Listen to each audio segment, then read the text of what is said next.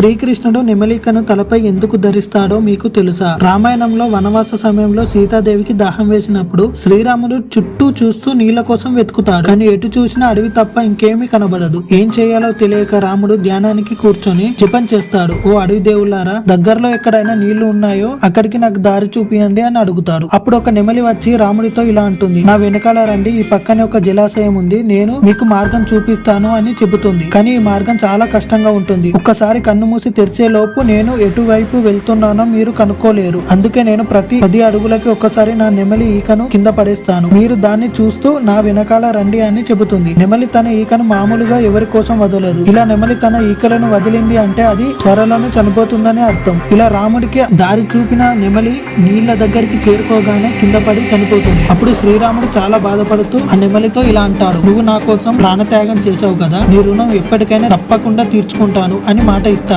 శ్రీరాముడు తన అవతారం చాలించిన తర్వాత శ్రీకృష్ణుడిగా జన్మించినప్పుడు నెమలికను తన తలపైన పెట్టుకుంటాడు. ఇలా శ్రీరాముడిగా ఇచ్చిన మాటను శ్రీకృష్ణుడిగా తీర్చుకుంటాడు.